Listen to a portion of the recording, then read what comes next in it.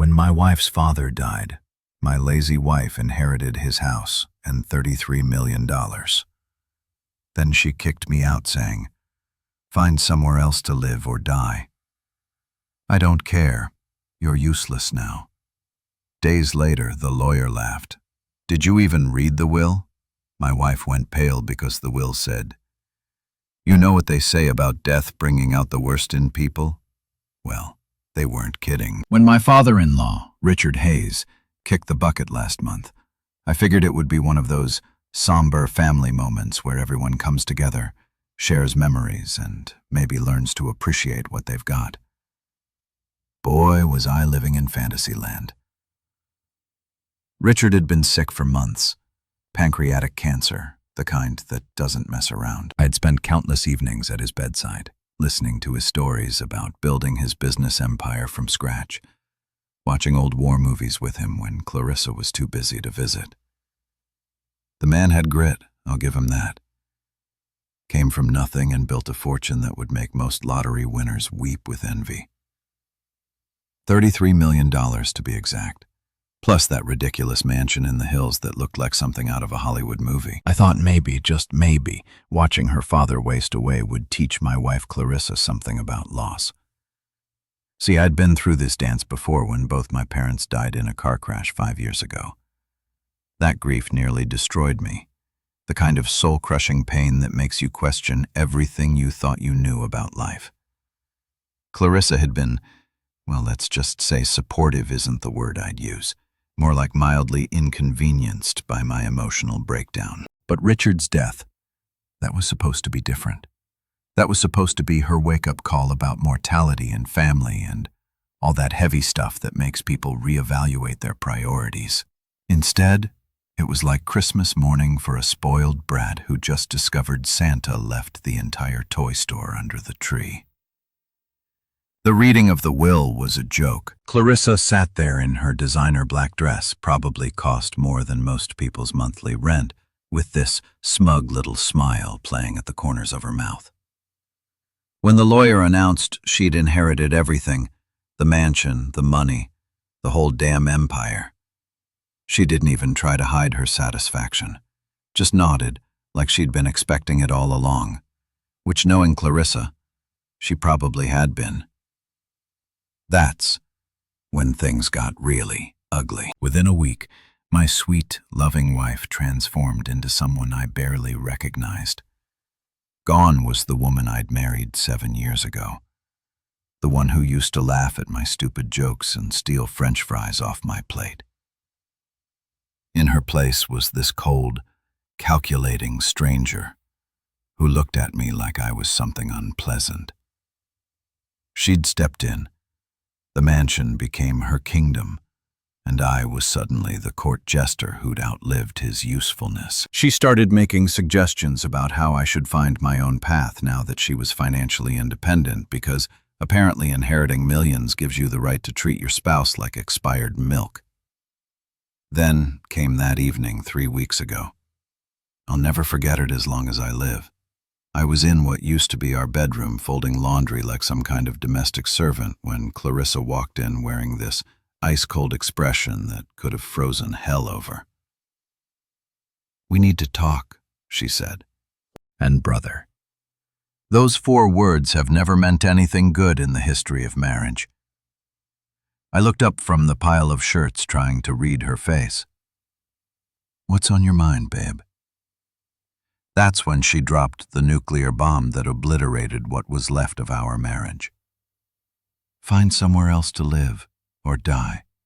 I don't care. You're useless now." Just like that.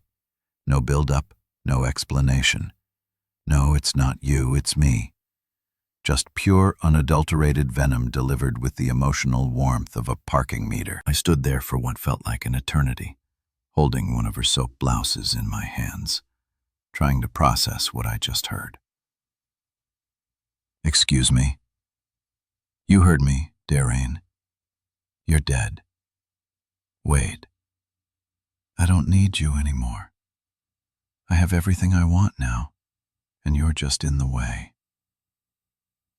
The words hit me like a sledgehammer to the chest. This was the woman I'd sacrificed everything for. The woman I'd worked 60-hour weeks to support while she found herself through yoga retreats and expensive hobbies. The woman I'd given up my own dreams for, turning down job opportunities and shelving my ambitions because her needs always came first. Clarissa, what the hell has gotten into you? We're married. We took vows. Oh, please. She waved her hand dismissively like she was shooing away an annoying fly. Those vows were made when I needed you. Things change. I've changed. My circumstances have changed. You haven't. Behind her, I caught a glimpse of her brother-in-law, Marcus, lurking in the doorway with this satisfied smirk on his face. He'd been hanging around more and more since Richard's death, whispering poison in Clarissa's ear about how she deserved better, how she was meant for bigger things. The guy had always resented that I'd married into the family, like I was some kind of gold digger who tricked his way into their precious bloodline. So that's it, I asked, my voice barely above a whisper. 7 years of marriage and you're throwing me away like garbage. Don't be so dramatic.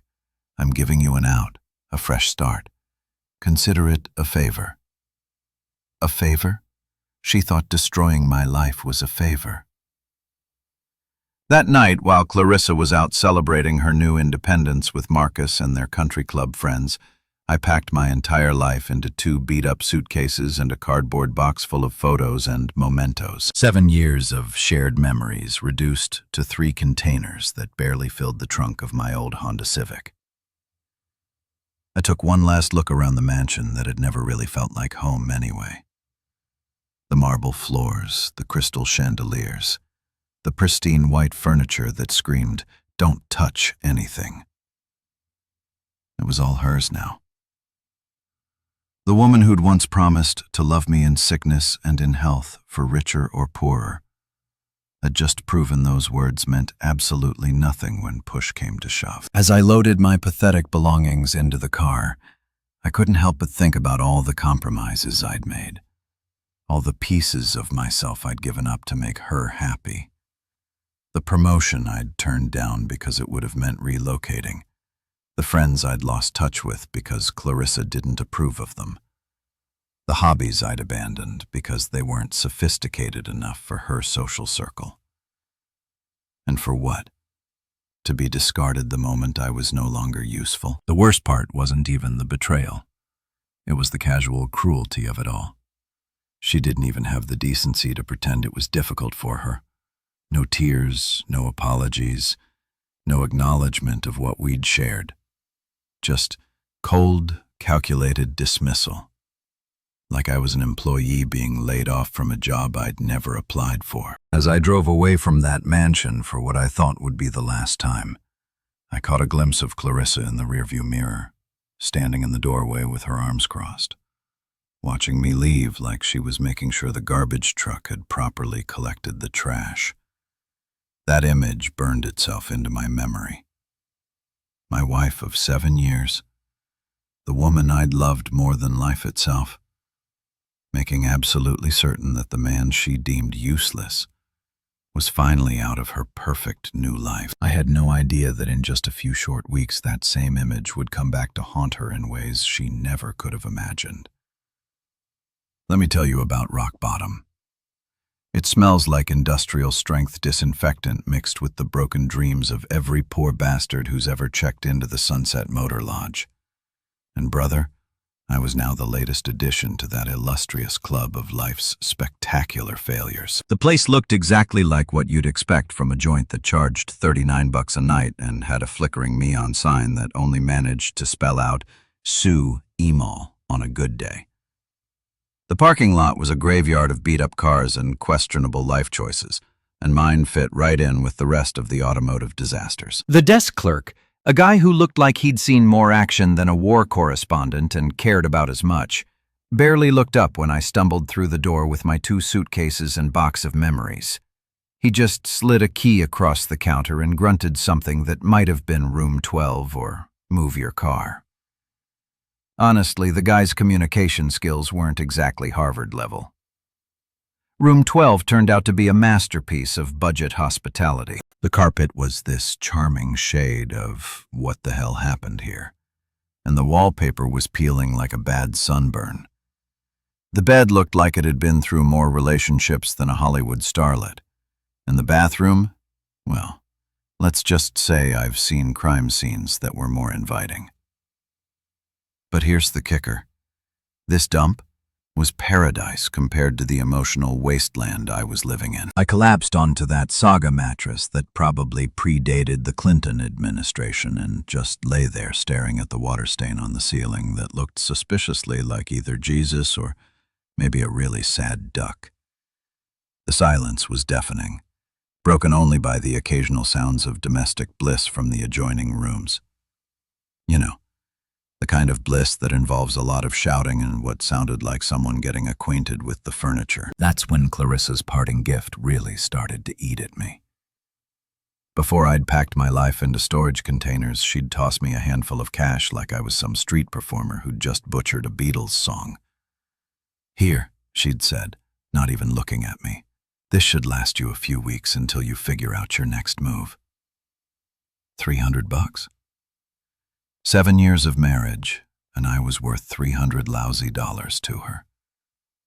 I'd seen people tip more than that at fancy restaurants, but as I lay there listening to my upstairs neighbor apparently trying out for the Olympic furniture throwing team, something started gnawing at me. It wasn't just the humiliation or the betrayal, though. Those were doing a fine job of eating me alive from the inside. No, it was something else. Something that didn't add up. See, Richard Hayes wasn't the kind of guy who left things to chance. The man had been a perfectionist in everything.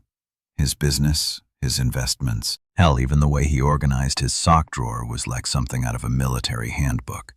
He'd planned every detail of his empire with the precision of a Swiss watchmaker, and he'd built it from the ground up through sheer determination and an almost obsessive attention to detail. So why the hell would a guy like that just dump his entire fortune on Clarissa and walk away? I'd spent enough time with Richard over the years to know how he really felt about his daughter. Don't get me wrong, he loved her, but he wasn't blind to her faults. The man had built a business empire through hard work and sacrifice, and Clarissa's biggest accomplishment was mastering the art of spending other people's money with Olympic-level skill. Richard used to joke about it, actually. That girl could burn through a fortune faster than Sherman went through Georgia, he'd say with this mix of affection and exasperation that only a parent could manage. He knew she was entitled, knew she was lazy, knew she had about as much business sense as a goldfish. So, would a guy like that really just hand over everything to someone he knew would probably blow it all on designer handbags and European vacations? The more I thought about it, the more it bugged me. Richard had always been kind to me. Hell, more than kind. He treated me better than his own daughter had in the last few years. We'd bonded over old movies and war stories, and he'd actually listened when I talked about my dreams and ambitions, which was more than I could say for my own wife. There was this one conversation we'd had about 6 months before he got sick. We were sitting in his study sharing a bottle of whiskey that probably cost more than my monthly salary, and he looked at me with these serious eyes and said, "Darian, you're a good man, better than this family deserves, if I'm being honest." At the time, I just figured it was the whiskey talking. But now, lying in this flea motel with nothing but time and regret for company, those words kept echoing in my head. The ceiling fan wheezed and clicked like it was on life support, and I found myself replaying every interaction I'd had with Richard in those final months. The way he'd looked at Clarissa sometimes like he was seeing her clearly for the first time. The comments he'd made about making sure the right people were taken care of. The way he'd always insisted on talking to me privately about important matters. Had I missed something? Had there been signs I was too caught up in my own misery to notice? By 3 o'clock in the morning, I'd managed to convince myself I was losing it. Grief and desperation were making me see conspiracies where there were none. Clarissa had inherited everything fair and square, and I was just the discarded husband looking for some kind of cosmic justice that didn't exist in the real world. But when dawn finally crawled through those moth-eaten curtains, bringing with it the cheerful sounds of traffic and human misery, I made a decision. Call it curiosity, call it desperation. Call it the last pathetic gasps of a man who'd lost everything. I was going to find out the truth. With the few dollars I had left after paying for another night in paradise, I dug out my phone and looked up the number for Charles Whitmore, Richard's longtime attorney. The man had been handling the Hayes family legal affairs for over 20 years, and if anyone knew the real story behind Richard's will, it would be him. My hands were shaking as I dialed the number. This was probably going to be the most embarrassing phone call of my life. The pathetic ex-son fishing for scraps, hoping against hope that maybe there was some kind of mistake, some tiny loophole that might throw me a lifeline. But something deep in my gut told me this wasn't over. Richard Hayes had been too smart, too careful, too damn strategic to leave his life's work in the hands of someone he knew would destroy it. And if I was right, if there was more to this story than Clarissa's triumphant inheritance, then maybe, just maybe, the man she'd called useless was about to prove just how wrong she'd been. The phone rang once, twice, 3 times. When Charles Whitmore's receptionist finally answered, I took a deep breath and stepped into what I hoped wasn't just another dead end, but the beginning of something that might just change everything. Charles Whitmore's office was the kind of place that screamed old money from every mahogany-paneled surface. Walking through those doors felt like stepping into a different century where handshake deals actually meant something, and lawyers wore 3-piece suits because it was Tuesday, not because they were trying to impress anyone. The receptionist, a silver-haired woman who looked like she'd been guarding the gates of legal wisdom since the Eisenhower administration, informed me that Mr. Whitmore could see me immediately. That should have been my first clue that something was up. In my experience, lawyers don't just drop everything for broke guys who smell like cheap motel soap and desperation. But Charles, he greeted me like I was the prodigal son returning home for Christmas dinner. Darian, my boy, he practically jumped up from behind his massive desk, which was covered in more legal documents than a Supreme Court case. I've been trying to reach you for weeks. Your wife told me you'd left town. I stopped dead in my tracks. She told you what? Said you packed up and moved to, where was it? Arizona, Nevada, somewhere out west. Anyway, said you wanted a fresh start after Richard's passing and didn't want to be contacted about any legal matters. The blood in my veins turned to ice water. That lying, scheming, backstabbing which had been intercepting my mail, screening my calls, basically erasing me from existence while she played queen of the castle. I should have been furious, but honestly, I was almost impressed by the sheer audacity of it all. Charles, I said, trying to keep my voice steady. I've been staying at the Sunset Motor Lodge about 15 minutes from here.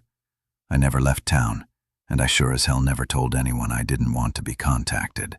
The old lawyer's eyebrows shot up so high they practically disappeared into his hairline. He walked over to a filing cabinet that looked like it could survive a nuclear blast and pulled out a thick manila folder with Richard's name on it. Son, we need to talk, and I mean right now. He gestured to the leather chair across from his desk, the kind of chair that probably cost more than my car, and felt like sitting on a cloud made of butter and good intentions. Charles settled behind his desk with the folder in front of him, looking at me like he was about to deliver news that would either make my day or ruin my life. Darian, what exactly did Clarissa tell you about her father's will? That she inherited everything? The mansion, the money, the whole $33 million empire? Pretty cut and dried, according to her. Charles made a noise that sounded like a cross between a chuckle and a snort. Cut and dried. That's rich. He opened the folder and pulled out what looked like the original will. Thick, official-looking papers with more seals and signatures than a peace treaty. Let me ask you something, son. Did you actually see this alleged will? Were you present at the reading? I thought back to that day. Clarissa had come home from the lawyer's office practically glowing with satisfaction, waving some papers around like she'd just won the lottery. But now that I really thought about it, no, I admitted. She said it was family business. That since I wasn't a blood relative, I didn't need to be there. She brought home copies of some documents, but I never saw the actual will. Copies? Charles shook his head like I just told him I'd bought the Brooklyn Bridge from a guy in a trench coat. Of course she did. He turned the will around so I could see it, and my heart started pounding like I'd just run a marathon. Even upside down, I could see my name mentioned multiple times throughout the document. Darian. According to Richard's actual last will and testament, the one he signed, witnessed, and notarized in this very office, you are the primary beneficiary of his estate. The words hit me like a freight train carrying a cargo of disbelief. I'm sorry. What?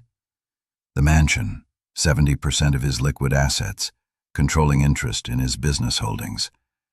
It's all yours, son, every last penny of it. I stared at the document like it was written in ancient Samrian. But, Clarissa said.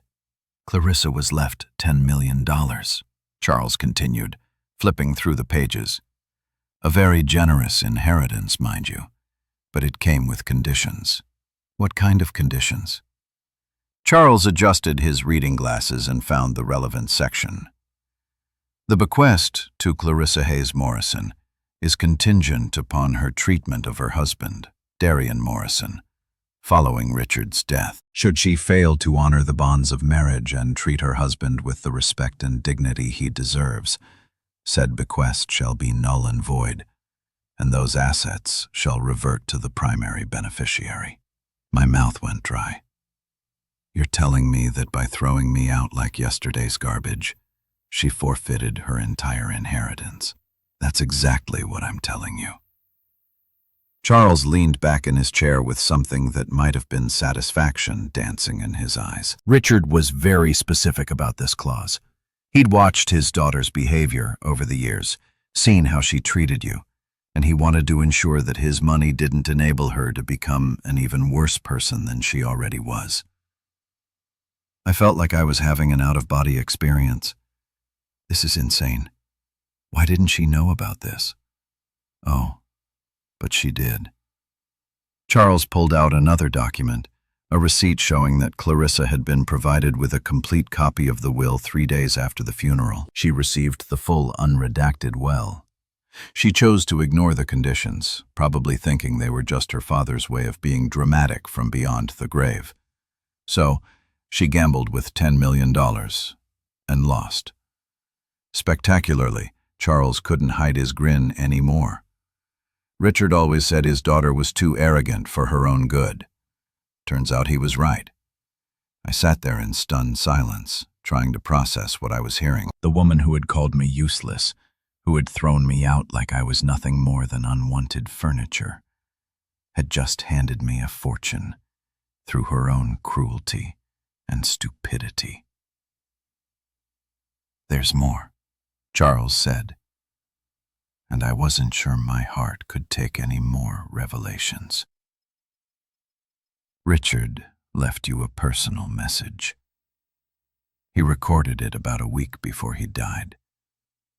He pulled out an old-fashioned tape recorder, the kind they probably used during the Nixon administration, and pressed play. Richard's voice filled the room, weak from illness but unmistakably determined. Darian, if you're hearing this, it means my daughter has shown her true colors. I'm sorry, son.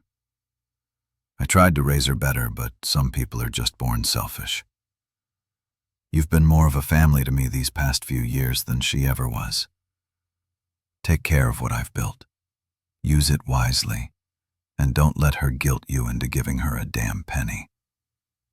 She made her choice. The recording ended, and I sat there feeling like I'd just been hit by emotional lightning. In the span of 20 minutes, I'd gone from being a discarded husband living in a flea motel to the heir of a multi-million-dollar empire. Charles was watching me carefully, probably wondering if I was going to pass out or start laughing maniacally. Honestly, I was considering both options. So, what happens now? I finally managed to ask. Now Charles smiled like a shark who's just spotted a school of particularly tasty fish. Now, we make this official. We freeze Clarissa's access to any funds she's already touched, transfer everything into your name, and watch as the woman who called you useless realizes just how spectacularly she screwed herself. For the first time in weeks, I smiled. A real, genuine smile that came from somewhere deep inside my chest. "Charles," I said, "let's get started." You know that feeling when you're about to drop the hammer on someone who absolutely deserves it? That sweet, almost intoxicating moment when karma finally decides to clock in for work after taking the world's longest coffee break. Yeah, that's exactly where I was sitting in Charles Whitmore's office, signing documents that were about to turn my cheating, lying, gold-digging wife's world upside down. "I need you to understand," Charles said, his pen hovering over what looked like enough legal paperwork to choke a horse. "Once we set this in motion, there's no going back. Clarissa will lose access to everything. The accounts, the credit cards, the house, all of it. Are you absolutely certain this is what you want?" I thought about those 3 weeks in the Sunset Motor Lodge, listening to the sounds of other people's broken dreams through paper-thin walls. I thought about Clarissa's ice-cold eyes when she told me to find somewhere else to live or die.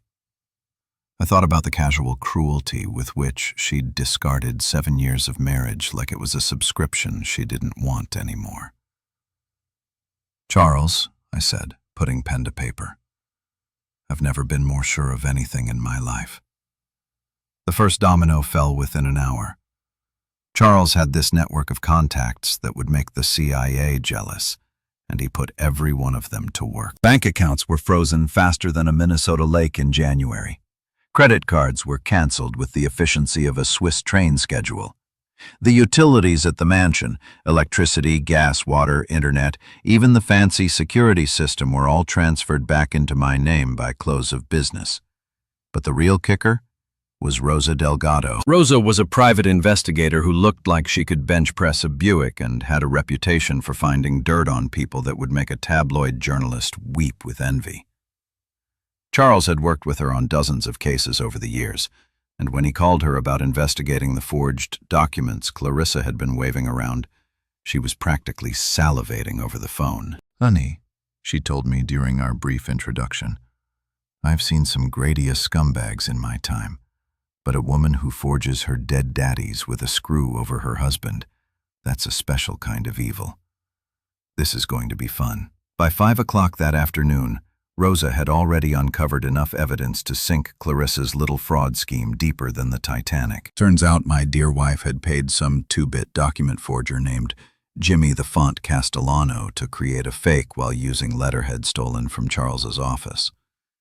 The guy apparently specialized in fake IDs for college kids, but Clarissa had convinced him to branch out into high-end document fraud for the low price of $50,000. The beautiful irony? She'd paid him with money from Richard's accounts, money that, according to the real will, she never had legal access to in the first place. It was like watching someone rob a bank with a gun they'd stolen from the same bank. While Rosa was busy building a case that would make the DA's office Christmas dreams come true, I decided to take a little drive.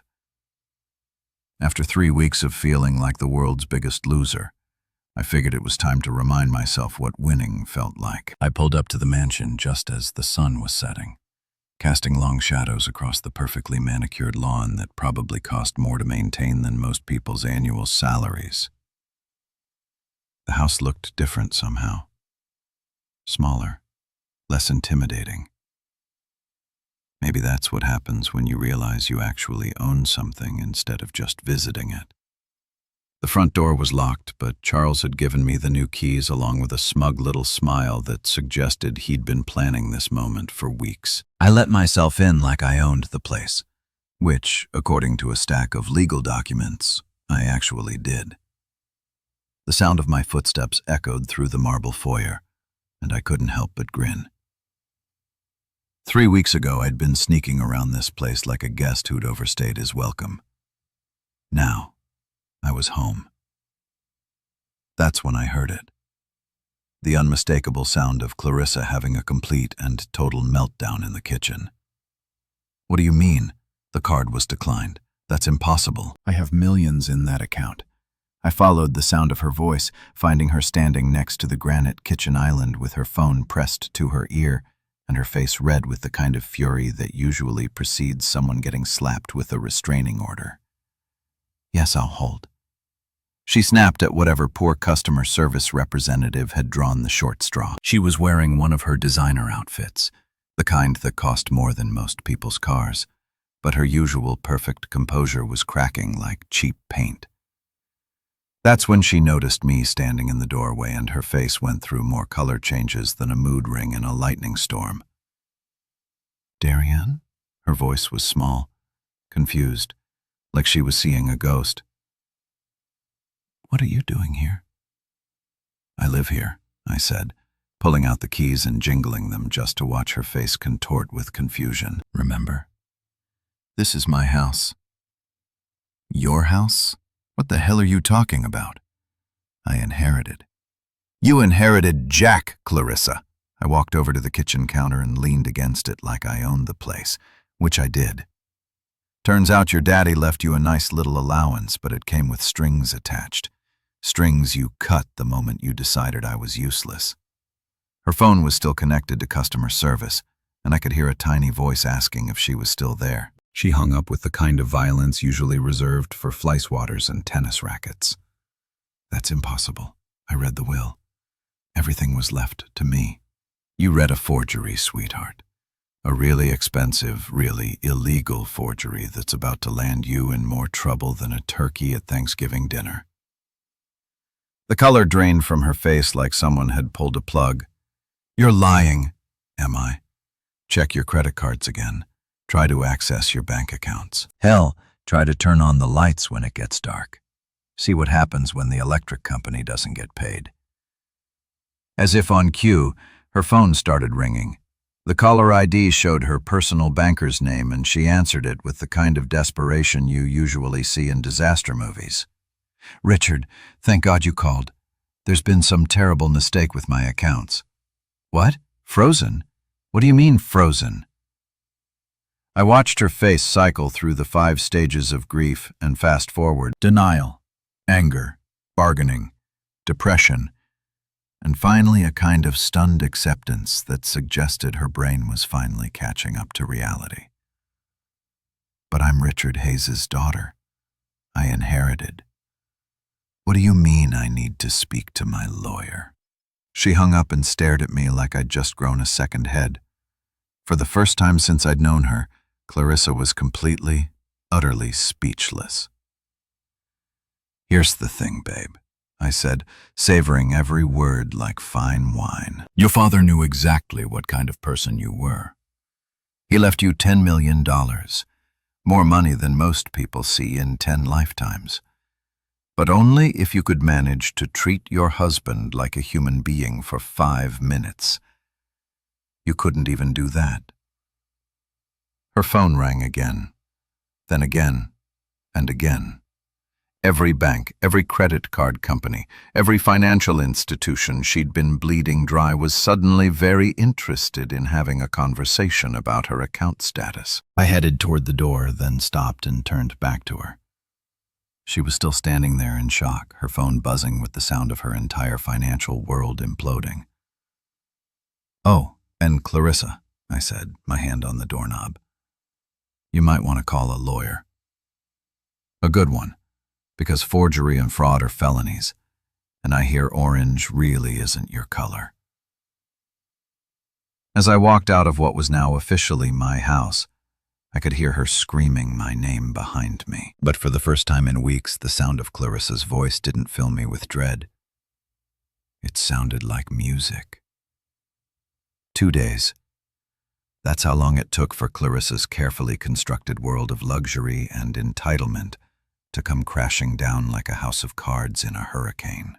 And let me tell you, watching it happen was better than Christmas morning, the Super Bowl, and finding $20 in an old jacket pocket all rolled into one beautiful karma package. I'd been staying at a decent hotel downtown. Nothing fancy, but a hell of an upgrade from the Sunset Motor Lodge and its symphony of human misery.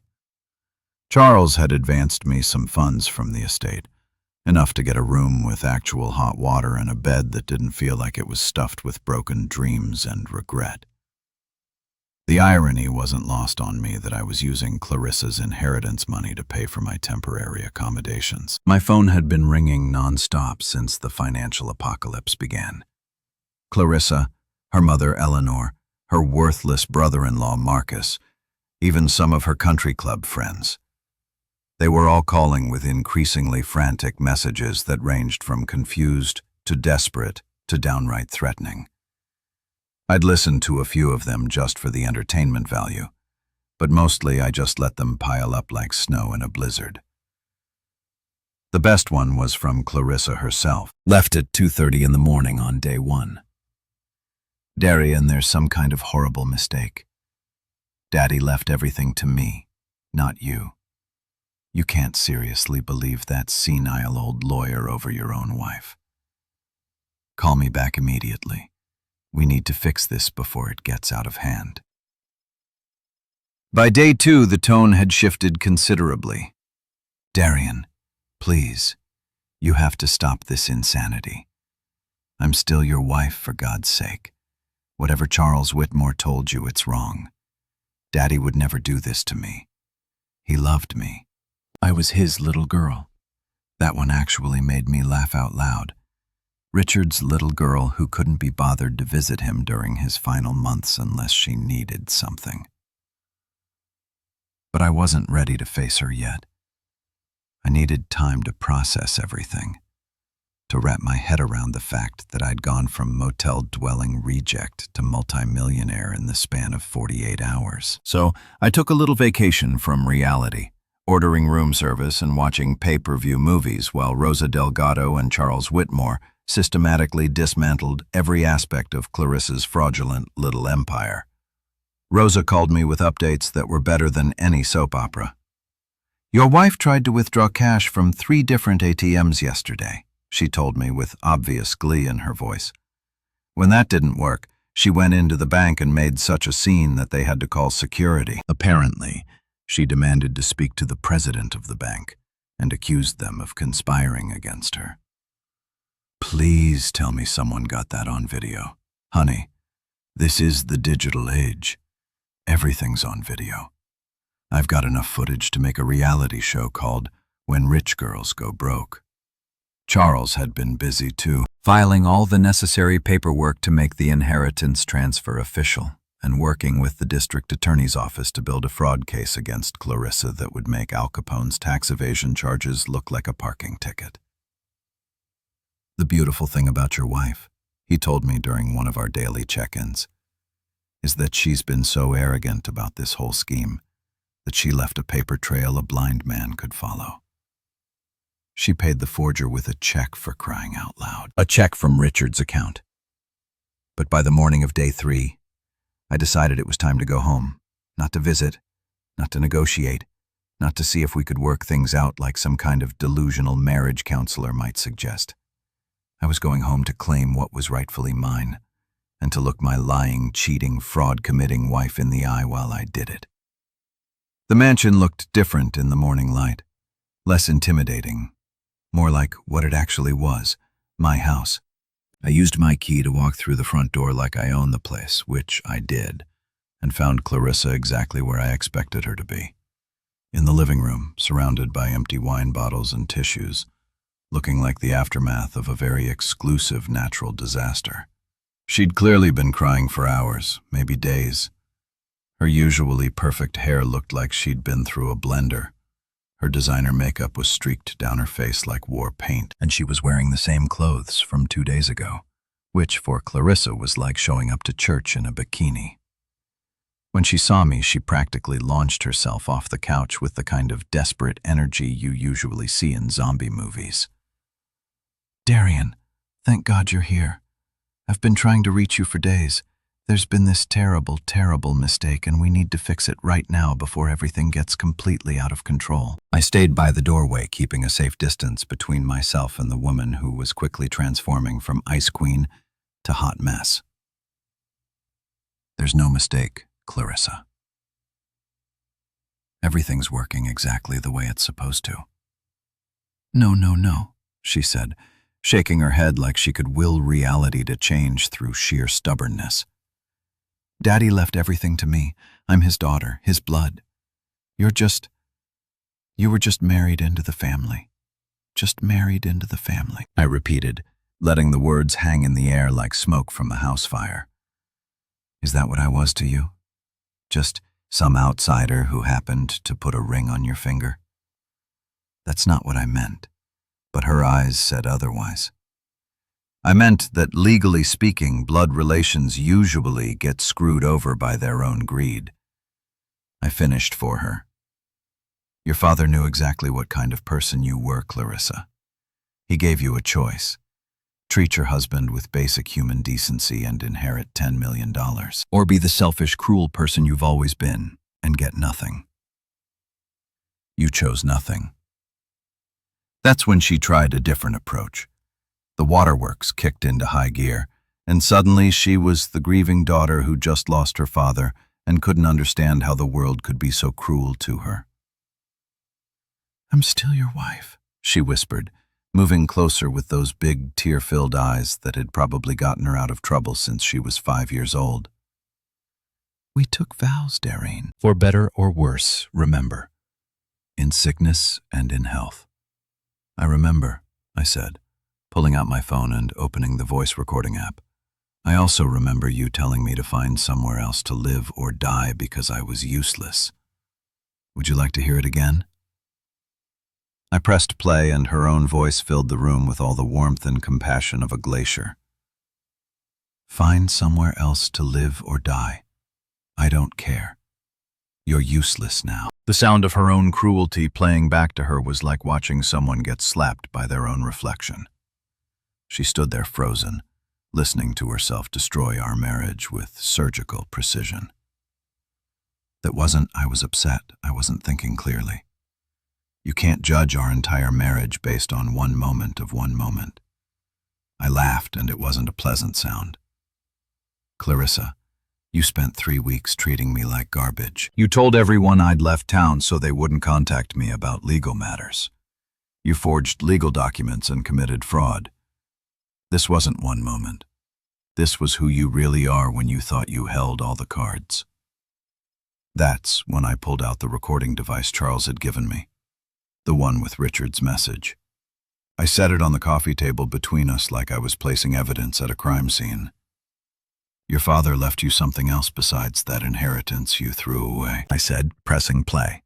Richard's voice filled the room, weak from illness but strong in conviction. "Darian, if you're hearing this, it means my daughter has shown her true colors. I'm sorry, son. I tried to raise her better. But some people are just born selfish.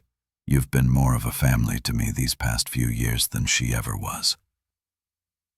Clarissa collapsed back onto the couch like someone had cut her strings. The sound of her father's disappointment, his clear preference for me over her, hit her harder than any legal document ever could. He can't have meant that," she whispered. "He was sick. He wasn't thinking clearly." "He was thinking clearly enough to set up a will that protected me from exactly what you did to me.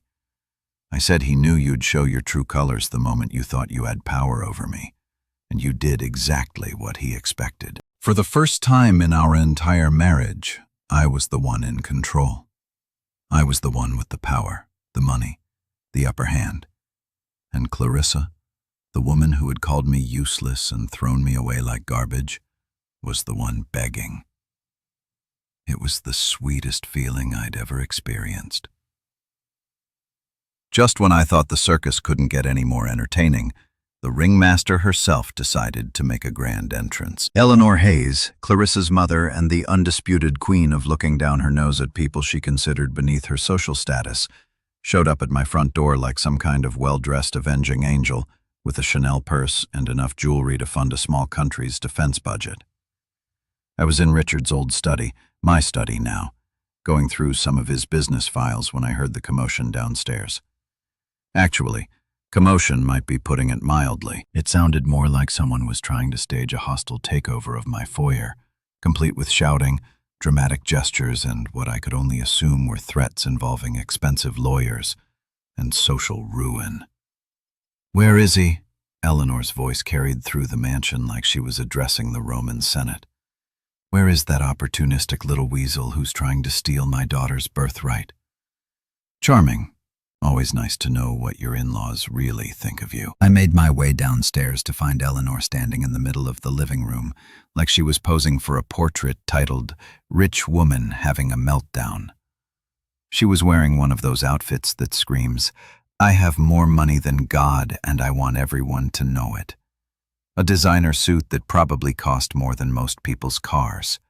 Pearls that looked like they could choke a horse, and enough diamonds to blind a small aircraft. Clarissa was hovering nearby, looking like a scolded child who'd called Mommy to fix her problems, which, let's face it, was exactly what had happened.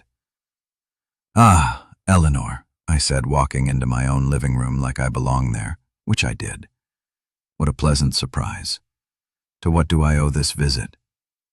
She turned to face me with the kind of look that could freeze hell over. Her perfectly made-up face twisted into an expression of pure disdain. "You know exactly why I'm here, you little gold-digging parasite." Parasite. I laughed, settling into Richard's favorite armchair. My favorite armchair now. That's rich. Coming from a woman whose entire family has been living off Richard's money for the past 30 years. Her face went through more color changes than a sunset, but she managed to compose herself with the kind of self-control that only comes from decades of practice at being condescending to people she considers inferior. "Let's skip the pleasantries, shall we?" She reached into her purse and pulled out a checkbook that looked like it had seen more action than a war correspondent. "I'm prepared to make you a very generous offer to resolve this misunderstanding." Misunderstanding? I raised an eyebrow. Is that what we're calling fraud now? How very upper class of you. She ignored my comment and started writing out a check with the kind of flourish usually reserved for signing peace treaties. $2 million, she announced, tearing off the check and holding it up like it was the Holy Grail. "More money than you've ever seen in your pathetic little life. Take it. Sign whatever papers need to be signed to return my daughter's inheritance and disappear from our lives forever." I stared at the check, then at Eleanor, then back at the check. The woman was serious. She actually thought she could buy me off like some kind of discount hitman. $2 million, I repeated slowly, like I was savoring each word. "That's your opening offer." Her eyes lit up with the kind of predatory satisfaction that suggested she thought she'd found my price. "I knew you'd see reason. You always struck me as a practical man despite your humble origins." "Oh, I am practical," I said, standing up and walking over to her. "Practically insulted that you think I'm stupid enough to trade a $33 million inheritance for pocket change." The confident smile slipped from her face like makeup in a rainstorm. "Excuse me, you heard me. Your daughter forged legal documents to try to steal my inheritance. Your dead husband left me everything because he knew exactly what kind of people his family really were. And now you're trying to bribe me into giving up what's legally mine. The balls on you people are absolutely astronomical." Eleanor's composure cracked like cheap paint. She grabbed the check back and started writing furiously. $5 million, she snapped, practically throwing the new check at me. "That's more than enough to set you up for life. You could buy a nice little house somewhere far away from here and live comfortably for the rest of your miserable existence." I picked up the check, looked at it for exactly 2 seconds, then tore it in half.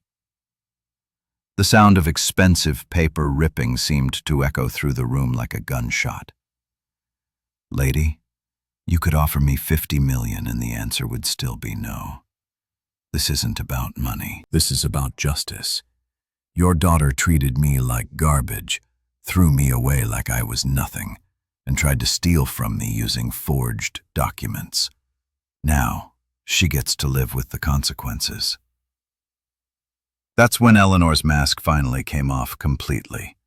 The polite society matron disappeared, replaced by something that looked like it belonged in a nature documentary about apex predators. "You ungrateful little worm," she hissed, her voice dropping to the kind of whisper that usually precedes someone getting shanked in a prison yard. "You have no idea who you're dealing with." Richard may have built this empire, but the Hayes family has connections you can't even imagine. We have friends and places that could make your life very, very difficult. Is that a threat, Eleanor? It's a promise. She stepped closer and I caught a whiff of expensive perfume mixed with something that smelled suspiciously like desperation. You think you've won because you have some legal documents. Money and power are about more than paperwork. You pathetic little man. They're about influence, connections, the ability to make problems disappear. She paused for dramatic effect, clearly expecting me to start trembling with fear or begging for mercy. Instead, I just stood there looking mildly amused, which seemed to piss her off even more. Richard built his fortune through some very questionable business practices, she continued, her smile returning with the kind of cold satisfaction that suggested she thought she'd just played her ace. Offshore accounts, shell companies, payments to people who prefer to remain anonymous. The kind of business dealings that attract attention from federal agencies, if you know what I mean. Now she had my attention. "What are you saying?" "I'm saying that if the right people started looking into Richard's financial history, they might find some very interesting irregularities. The kind of irregularities that could tie up an estate in legal proceedings for years, maybe decades. The kind that could result in asset forfeitate, criminal investigations, maybe even prison time for anyone foolish enough to benefit from ill-gotten gains." My blood ran cold. Was she talking about money laundering, tax evasion, or something even worse? "Of course," Eleanor continued, clearly enjoying the look of concern that must have crossed my face. "These are just rumors, whispers, the kind of thing that would never see the light of day if reasonable people could reach a reasonable agreement."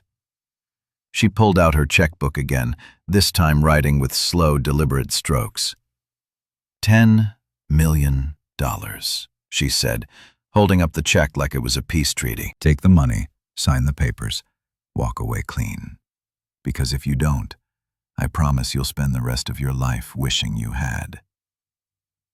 I stared at the check, then at Eleanor's smug face, then at Clarissa, who was watching this whole exchange like it was a tennis match, where her entire future depended on the outcome. For the first time since this whole mess started, I felt a flicker of doubt. What if Eleanor was telling the truth? What if Richard's empire really was built on something illegal? What if I was about to inherit a fortune that would destroy my life instead of saving it? But as I stood there in that room, surrounded by the wealth and luxury that Richard had built through decades of hard work, I realized something important. Eleanor Hayes was desperate. Desperate people say desperate things, make desperate threats, and desperate promises. And if there's one thing I'd learned from my years of being married into this family, it's that desperate rich people are often the most dangerous kind. "Eleanor," I said finally, my voice steady despite the tornado of doubts swirling in my chest. "I think it's time for you to leave my house." Her face went white with rage. "Your house? This will never be your house, you pathetic. Get out, I said, walking to the front door and holding it open. Now, as she stormed past me, her pearls clicking together like angry castanets, she stopped and turned back one last time. This isn't over, she whispered. Not by a long shot. And as I watched her drive away in her ridiculously expensive car, I couldn't shake the feeling that she might be right. Eleanor's threats echoed in my head like a bad song you can't shake, the kind that plays on repeat until you want to take a sledgehammer to your radio. After she'd stormed out of my house with all the dignity of a pissed-off peacock, I found myself standing in Richard's study, my study, staring at filing cabinets full of business documents that suddenly felt less like treasure chests and more like potential Pandora's boxes. Was I sitting on a fortune built from blood money? Had the man I'd respected, the father-in-law who treated me better than his own daughter ever had, been running some kind of criminal enterprise under the cover of legitimate business? The possibility made my stomach churn like a washing machine full of regret and bad decisions. I called Charles first because if anyone would know about skeletons in Richard's closet, it would be his lawyer of 20 years. Eleanor came to see me today. I told him without preamble. She made some interesting allegations about Richard's business practices. Something about offshore accounts and federal agencies. There was a pause on the other end of the line, the kind of silence that usually means someone's either dead or thinking very carefully about what they're going to say next. Darian Charles said finally, "I think we need to meet in person, and we need to bring Rosa." That didn't sound ominous at all. 2 hours later, we were gathered in Charles's office like some kind of legal war council. Rosa had brought a laptop and enough files to stock a small library, while Charles looked like a man who was about to perform surgery on his own reputation. "Before we go any further," Charles began, "I need you to understand something. Everything I'm about to tell you is protected by attorney-client privilege, both with Richard and now with you as his heir. But Eleanor isn't entirely wrong." My heart sank faster than the Titanic in an ice storm. So Richard was dirty. "Not dirty," Rosa interjected, pulling up what looked like bank records on her laptop. "More like creatively accounting for his civic responsibilities." "What the hell does that mean?" Charles leaned back in his chair and rubbed his temples like he was trying to massage away a decades-old headache. "It means Richard was very, very good at finding legal ways to avoid paying taxes. Offshore shell companies, creative consulting contracts, payments to entities that existed primarily on paper. Nothing illegal, mind you, but definitely operating in the gray areas of financial law." Rosa turned her laptop around so I could see the screen. It showed a web of interconnected companies with names like Hayes International Consulting and Meridian Holdings LLC and Apex Strategic Solutions, the kind of generic business names that sound important but don't actually tell you what the hell they do. "Your father-in-law was brilliant," she continued. "He set up a network of companies that basically allowed him to shuffle money around like a 3-card money dealer, always staying just on the right side of legal while minimizing his tax obligations to the point where the IRS probably wanted to send him a thank you card for the creative accounting lessons." I stared at the screen, trying to make sense of the financial spiderweb Richard had apparently spent decades weaving. "So, this is all legal, technically?" "Yes," Charles said. "Ethically questionable?" "Absolutely. The kind of thing that would attract unwanted attention from federal agencies if someone decided to make noise about it." "You bet." That's when it hit me. Eleanor wasn't threatening to expose criminal activity. She was threatening to expose aggressive tax avoidance strategies that, while legal, would tie up Richard's estate in investigations and audits for years. She was trying to make my inheritance so toxic that I'd walk away just to avoid the hassle.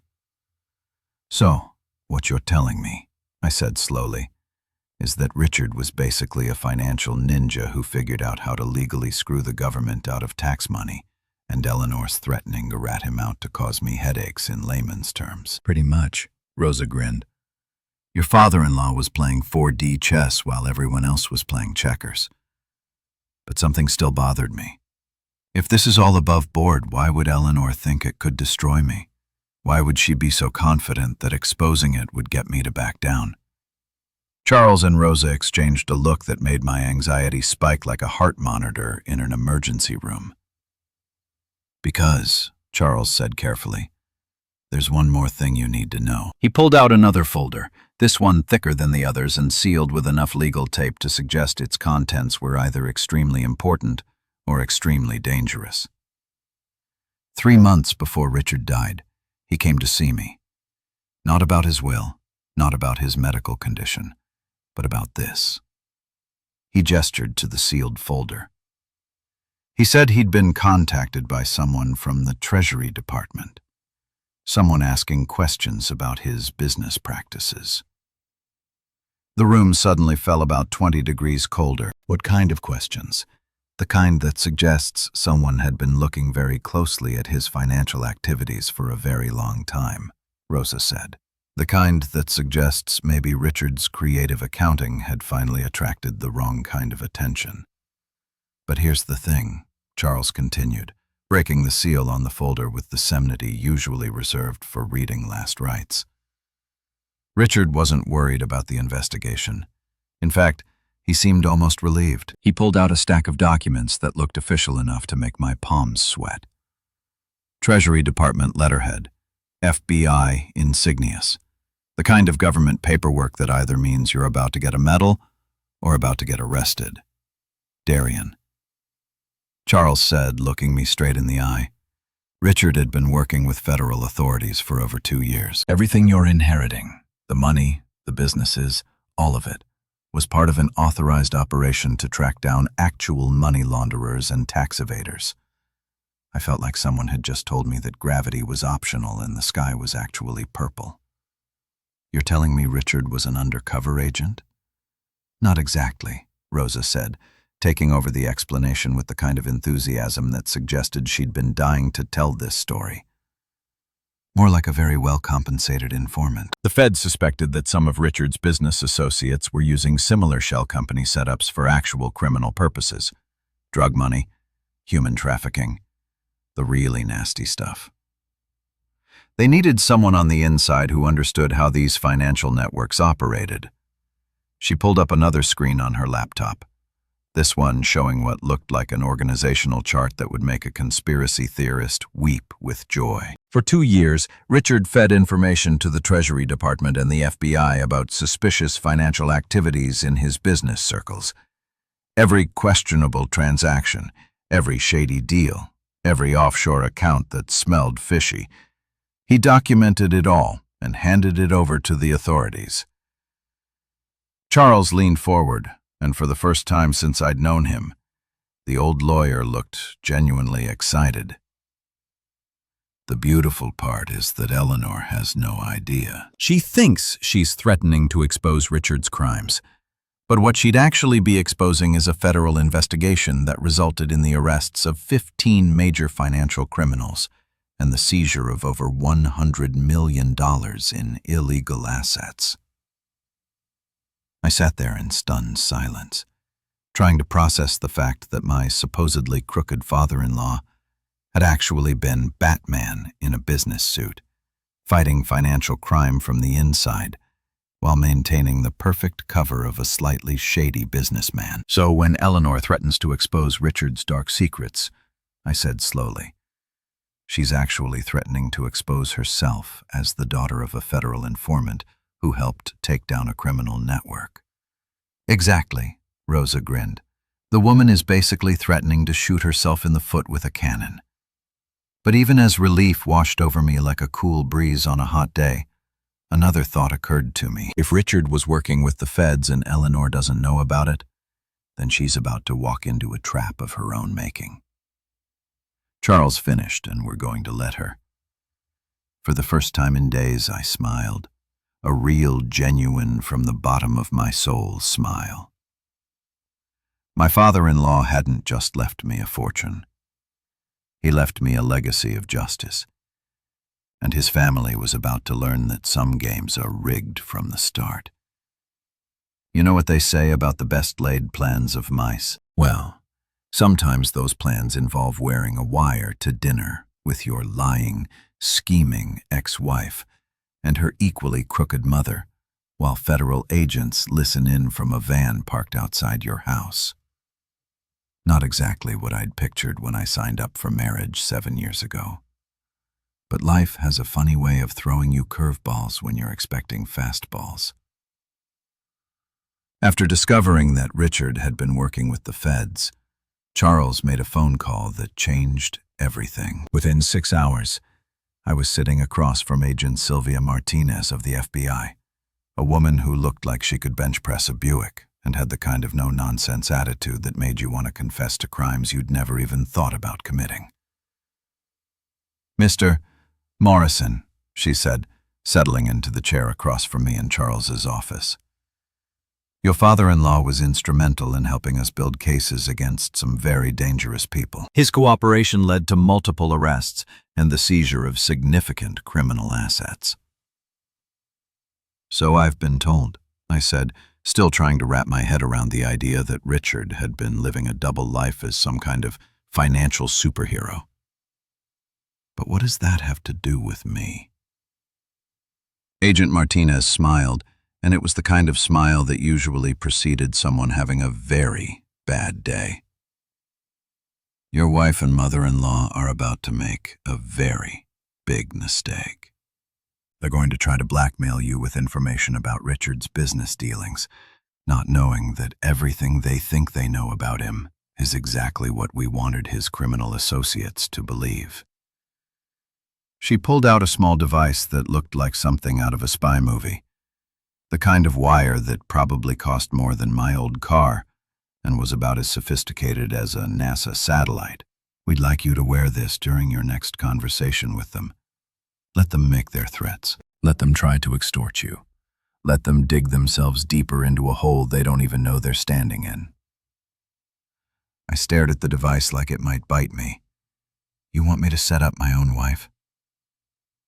"Mr. Morrison, your wife forged legal documents, committed fraud, and is now attempting to extort money from you using false information about federal investigations. She set herself up. We're just giving her enough rope to hang herself with." Charles leaned forward, his eyes twinkling with the kind of mischief that suggested he'd been looking forward to this moment for years. "Darian, think about it. Clarissa threw you away like garbage when she thought she had all the power.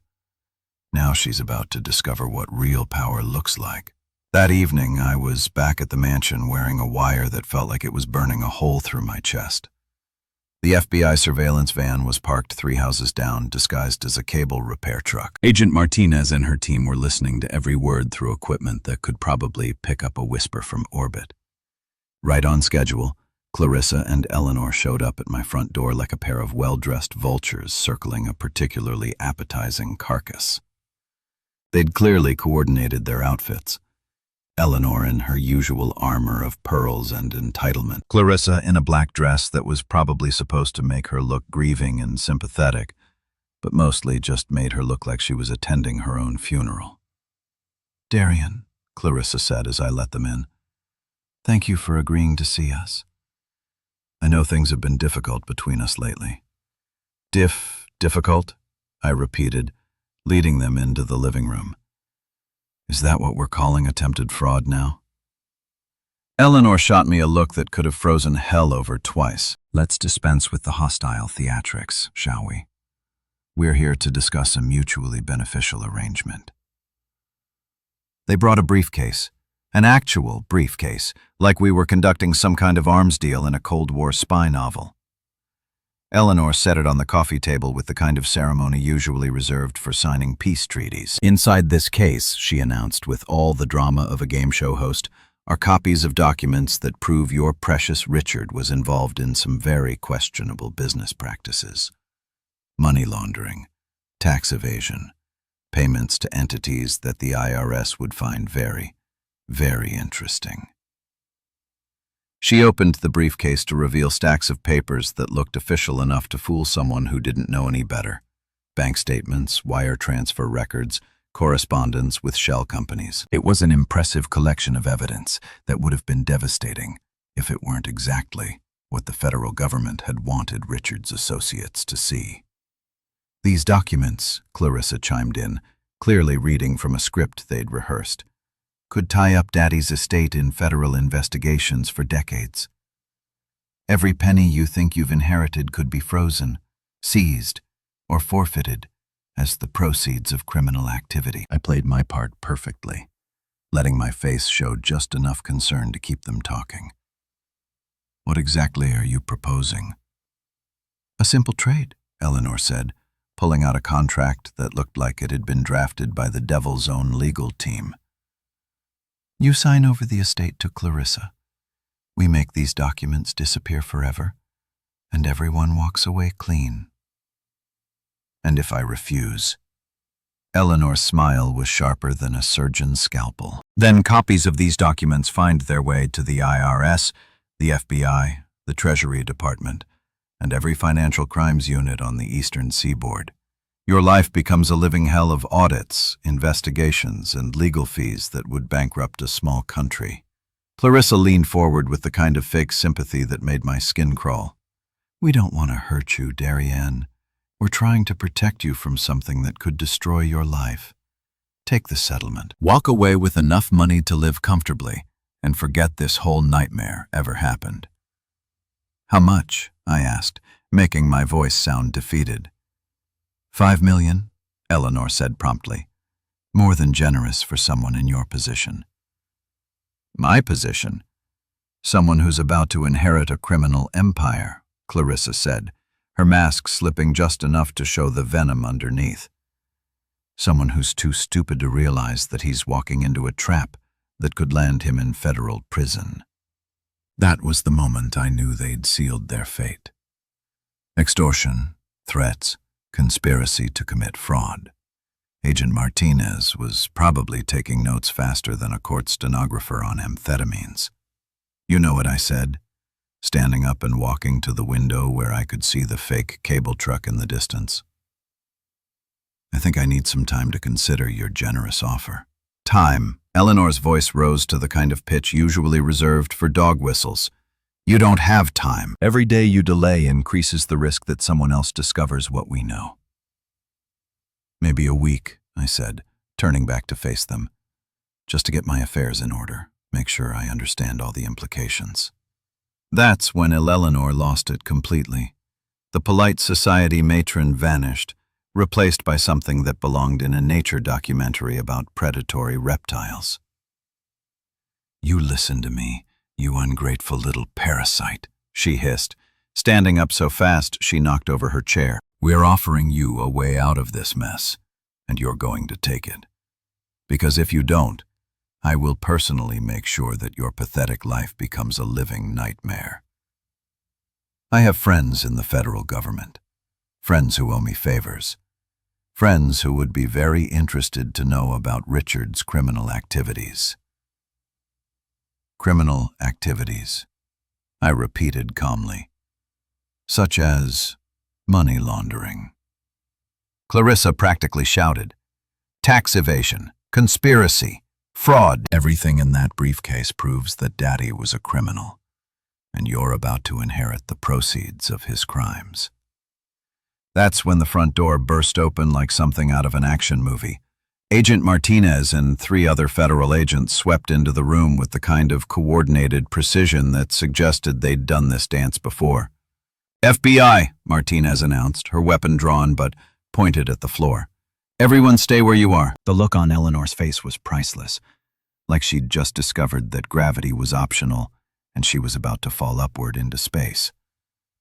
Clarissa actually screamed, a high-pitched sound that probably scared every dog in a 3-block radius. Eleanor Hayes. Martinez continued, producing handcuffs with the kind of professional efficiency that suggested she really enjoyed her job. You're under arrest for attempted extortion, conspiracy to commit fraud, and obstruction of a federal investigation. Obstruction? Eleanor sputtered as the cuffs clicked into place. What federal investigation? The one your husband was helping us conduct for the past 2 years. Martinez replied with obvious satisfaction. The one that resulted in multiple arrests and significant asset seizures. The one you just tried to blackmail his heir about. Clarissa was next, her cuffs applied while she screamed about lawyers and constitutional rights and how this was all a terrible mistake. But as they led her toward the door, she turned back to me with a look of pure, undiluted hatred. You set us up, she spat. You betrayed your own wife. I looked her straight in the eye as Agent Martinez read her rights. Clarissa, you tried to erase me from existence. You forged legal documents, committed fraud, and then tried to extort me when that didn't work. I didn't betray you. I just let you hang yourself with your own rope. As they loaded my ex-wife and her mother into the back of federal vehicles, I couldn't help but think about that first night in the Sunset Motor Lodge when I'd thought my life was over. Turned out it was just at beginning. The federal courthouse looked like something out of a legal drama. All marble columns and imposing architecture designed to make you feel simultaneously awed by the majesty of justice and terrified that you might be on the wrong side of it. I was sitting in Agent Martinez's office 3 days after the arrests, watching her flip through a file thick enough to stop a small caliber bullet while she explained exactly how deep this rabbit hole went. Your wife and mother-in-law. She began with the kind of satisfaction usually reserved for people who've just solved a particularly difficult crossword puzzle, managed to confess to multiple federal crimes in under 10 minutes. It's actually impressive in its own way, like watching someone set a world record for self-destruction. The recording of that night played on her computer, and hearing Clarissa's voice admitting to forgery and extortion felt surreal. Like watching a movie where the villain accidentally confesses to everything while thinking they're being clever. But here's what they didn't know, Martinez continued, pulling out another folder that looked even more official than the last one. What nobody knew except for me, my direct supervisor, and Richard himself. She opened the folder to reveal photographs, surveillance reports, financial records, and what looked like enough documentation to write a novel about financial crime in America. At the center of it all was Richard's face, looking exactly like the man I'd known.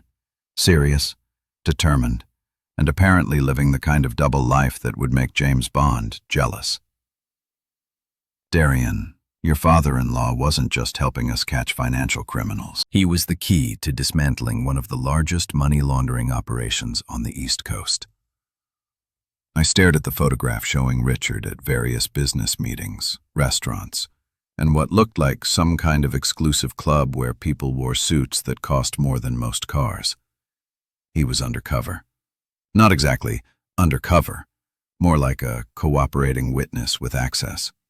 See, about 3 years ago, Richard came to us, not the other way around. He'd figured out that some of his business associates were using shell companies similar to his own for genuinely criminal purposes. She pulled out a chart that looked like something you'd see in a crime movie. Names connected by red string, photographs of sterny-looking men in expensive suits, and financial flows that resembled the spiderweb designed by someone with a PhD in complexity theory. Marcus Valdez, Tommy the Fish Marine, Elena Kozlova. These people weren't just avoiding taxes like Richard. They were washing money for drug cartels, human trafficking operations, and arms dealers. We're talking about billions of dollars in criminal proceeds flowing through legitimate-looking businesses. The names meant nothing to me, but the photographs did. I recognized a few faces from Richard's social events. Men who'd seemed perfectly respectable at charity galas and country club dinners. Men who'd shaken my hand and asked about my golf game while apparently running criminal enterprises on the side. Richard could have just walked away, Martinez continued. Could have kept his mouth shut and his hands clean. Instead, he came to us and said he wanted to help bring them down. She pulled out what looked like a personal letter handwritten on Richard's familiar stationery. He wrote this after his cancer diagnosis about 6 months before he died. It's part of the case file now, but I think you should read it. I took the letter with hands that weren't quite steady. Richard's handwriting was still strong despite his illness, and reading his words felt like having a conversation with a ghost. Agent Martinez, I know I don't have much time left, and there are things I need to make sure you understand. I didn't cooperate with your investigation because I was afraid of going to prison, or because I wanted some kind of deal for myself. I did it because I realized that my pursuit of financial advantage had put me in the same circles as genuinely evil people, and I couldn't live with myself if I didn't try to stop them. Asterisk. I've built a fortune through legal but ethically questionable means. I won't pretend otherwise. But these people, Valdez, Maroney, the others, they profit from human suffering in ways that make my tax avoidance look like jaywalking. If my information can help put them behind bars, then maybe some good can come from the mistakes I've made. Asterisk. I'm leaving everything to Darien because he's the only person in my family who has genuine integrity. My daughter has become everything I hoped she wouldn't: entitled, cruel, and willing to hurt others for personal gain. My wife Eleanor has enabled that behavior for years. But Darien, he's a good man who deserves better than the family he married into. Please make sure he understands that every dollar he inherits is legitimate, not just legally, but morally. The government has verified that all assets in my estate come from lawful sources. He doesn't need to feel guilty about benefiting from my cooperation with your investigation. He's earning it by being the kind of person worthy of inheriting it. Use him well, Agent Martinez. He's stronger than he knows. I set the letter down with tears I didn't realize I'd been holding back. Richard hadn't just left me money. He'd left me vindication. Proof that someone had seen my worth when everyone else, including myself, had written me off as useless. The beautiful irony, Martinez said with a grin that suggested she'd been saving this revelation for last, is that Eleanor's threats were completely backwards. Every criminal activity she thought she could expose Richard for was actually part of an authorized federal operation. Every shell company, every questionable transaction, every offshore account, we knew about it, approved it, and used it to build our case. She pulled out a final document. This one with Department of Justice letterhead and enough official seals to stock a government supply closet. This is a letter of commendation for Richard Hayes, recognizing his contribution to Operation Clearwater, the investigation that led to 17 arrests, the seizure of $347 million in criminal assets, and the disruption of multiple international criminal enterprises. 17 arrests, including some very big fish who are now looking at decades in federal prison. Your father-in-law's information helped us map their entire operation, track their money flows, and gather evidence that will keep them behind bars for the rest of their natural lives. I thought about Clarissa and Eleanor sitting in federal detention right now, probably still convinced they'd been the victims of some elaborate conspiracy. The irony was delicious. They tried to blackmail me with evidence of Richard's supposed crimes, not realizing they were actually threatening to expose their own ignorance about a federal investigation that had already concluded successfully. So, when Eleanor said she had friends in the federal government who would be interested in Richard's activities, she was technically correct. Martinez laughed. We were very interested in his activities, interested enough to give him accommodation and authorized payment of $2.3 million in consulting fees for his cooperation. My head snapped up. Payment. Cooperating witnesses in financial crimes cases receive compensation for their assistance, especially when that assistance leads to significant asset seizures. Richard earned every penny of that money by risking his life to help us take down some genuinely dangerous people. She pulled out bank records showing the payments, all official and documented, all completely legitimate. So when you inherited Richard's estate, You weren't just inheriting the profits from his business empire. You were inheriting payment for his service to his country. I sat back in my chair, overwhelmed by the magnitude of what Richard had accomplished. While his family saw him as a stern businessman who'd gotten lucky, he'd actually been a patriot who'd risked everything to help bring down criminals. "There's one more thing," Martinez said, her tone shifting to something more serious. "The people Richard helped us arrest, some of them have associates who are still out there. Associates who might not be happy about losing $347 million and seeing their friends go to prison." The chill ran down my spine. "Are you saying I'm in danger?" "I'm saying you should be careful. Use security. Vary your routines. Be aware of your surroundings. Most of these people are smart enough to know that revenge wouldn't bring their money back. But not all criminals are smart." As I left the federal building that day, I realized that Richard hadn't just left me a fortune. He'd left me a legacy. A legacy of justice, of choosing to do the right thing, even when it was dangerous. Of using whatever advantages you had to make the world a better place. My wife had called me useless. My mother-in-law had called me a parasite, but Richard had called me worthy. And he'd been right all along. 6 months later, the mansion didn't feel like Richard's house anymore. It felt like home. My home.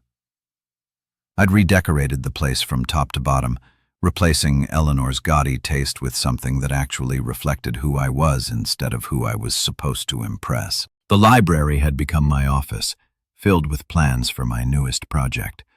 And Richard's old study was now something I was particularly proud of. The Whitmore Foundation for Family Integrity wasn't just some tax write-off charity. It was my chance to help other people who'd been screwed over by greedy relatives and manipulative spouses. Men and women who'd been discarded like yesterday's garbage when they were no longer useful. People who needed legal help to fight back against family members who thought love was conditional on bank account balances. We'd already helped dozens of cases. Wives whose husbands had hidden assets during divorce proceedings. Adult children whose parents had been manipulated into changing their wills by gold-digging caregivers. People, like me, who'd been written off as worthless until they proved otherwise. Clarissa was doing 18 months in federal prison for fraud, extortion, and conspiracy. Eleanor got 2 years for the same charges plus obstruction of justice. Their letters arrived every week like clockwork. Desperate pleas for forgiveness, promises that they'd changed, explanations about how prison had taught them the error of their ways. I never opened them. The woman who'd called her husband useless was probably sharing a cell with someone who'd appreciate that kind of irony. The mother-in-law, who'd thought she could buy her way out of any problem, had discovered that federal judges don't accept bribes or take personal checks. Sometimes I'd stand on the balcony where Richard used to watch the sunset, holding a glass of his favorite whiskey and thinking about how much had changed. The scared, broken man who'd packed his life into 2 suitcases was gone, replaced by someone who understood his own worth. Charles had been right about one thing. Sometimes the pawn really does become the king. And this king wasn't interested in ruling through fear or money or manipulation. I was building something better than an empire. I was building a legacy that would have made Richard proud.